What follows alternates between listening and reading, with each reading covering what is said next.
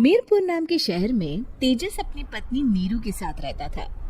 पति पत्नी दोनों ही नौकरी करती थे। एक दिन तेजस गांव अपनी माँ के पास फोन करता है।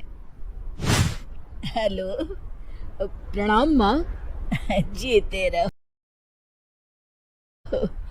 माँ, तुम दादी बनने वाली हो।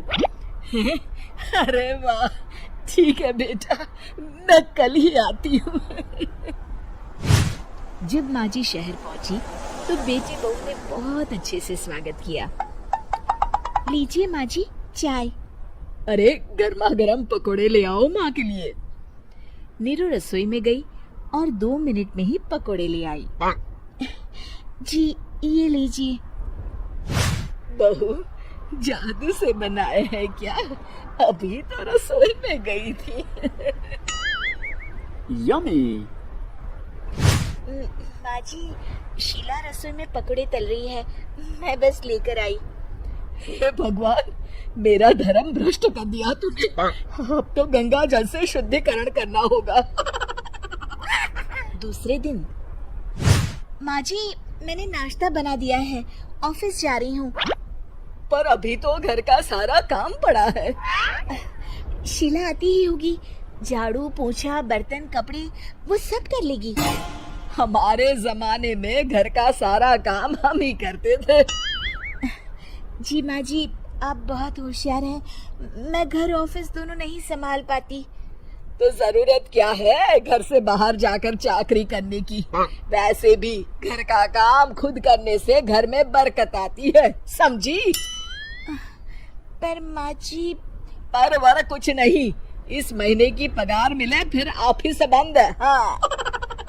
रात को नीरू तेजस से कहती है, सुनिए जी, माँ जी बोल रही थी कि मैं नौकरी छोड़ दूं। वैसे ठीक ही तो है, अभी तुम्हें आराम की जरूरत है। फिर भी आराम कहाँ, शीला को छुड़ाने के लिए बोल रही थी। तो अब 24 घंटे में इतना काम तो कर ही सकती हो। पर जॉब पसंद है मुझे, घर पर मन नहीं लगेगा। अगले दिन जब दोनों ऑफिस के लिए निकल रहे थे, मेरी तो कोई कीमत ही नहीं है इस घर में। माँ जी, आजकल महंगाई बहुत है, रहन सहन भी बदल गया है, दोनों नौकरी करते हैं तभी ठीक रहता है। अच्छा, तू कहना क्या चाहती है? मेरा बेटा तुझे बिठा के खिला नहीं सकता? तू ही इस घर का खर्च चला रही है, हैं? नहीं माँ जी, मेरा वो मतलब नहीं था। मतलब खूब समझती हूँ, ये बाल धूप में सफेद नहीं किए मैंने। हाँ। अब तो ये रोज का काम हो गया था। तेजस भी रोज की झिकझिक से परेशान हो गया था। एक दिन उसने कहा, नीरू, वैसे भी तुम्हें मैटरनिटी लीव मिलने वाली है, तू अभी से छुट्टी ले लो। पर क्या, मेरी सैलरी अच्छी खासी है। आखिर नीरू ने रिजाइन कर दिया। जब बच्चा हुआ तो घर में सब बहुत खुश हुए। कुछ दिनों बाद तेजस फाइल देख रहा था।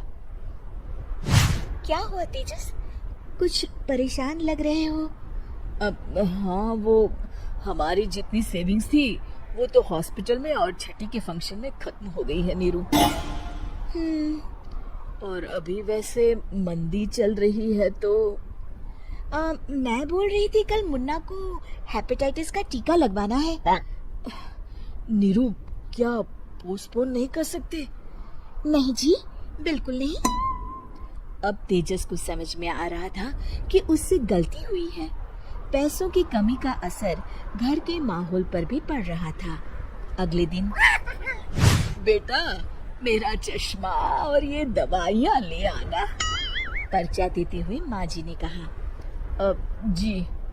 तेजस, मुन्ना के लिए दूध का डिब्बा और डायपर भी ले आना, और ये किराने के सामान की लिस्ट है, इसे भी लाना है। तेजस गुस्से में लिस्ट मरोड़कर फेंकता है और चिल्लाता है, पैसे क्या पेड़ पर उगते हैं? ये ले आना, वो ले आना। अरे पर ये जरूरत का सामान ही है। वो गुस्से में बिना कुछ कहे ऑफिस चला गया। अरे लंच तो ले जाइए। दौड़कर डिब्बा पकड़ाती है। एक दिन खाना खाने के बाद, नीरू, अब तो मुन्ना कुछ बड़ा हो गया। तो अब तुम वापस ज्वाइन कर लो ना जॉब। पर इस रिसेशन में जॉब मिलना बहुत मुश्किल है। ट्राई तो करो। फिर मुन्ना? माँ जी है ना, और एक फुल टाइम मेड भी लगा लेंगे। पर माँ जी, उन्हें तो पसंद नहीं। तभी माँ जी वहाँ आ जाती है और प्यार से नीरू के सर पर हाथ फेरते हुए बोलती है, अब मेरी समझ में आ गया बहू, पहले के और अब के समय में अंतर है। तुम काम शुरू करो, मुन्ना की जिम्मेदारी मेरी। मेरी प्यारी माँ जी। ये कहकर नीरू उनके गले लग गई। शिक्षा, परिवर्तन संसार का नियम है, हमें भी समय के साथ चलना चाहिए। उम्मीद है कि आपको हमारी ये कहानी पसंद आई होगी। कृपया हमारे चैनल को सब्सक्राइब करें और सभी अपडेट्स के लिए बेल आइकन जरूर क्लिक करें। और हाँ, वीडियो लाइक और शेयर करना मत भूलिएगा। Bye bye.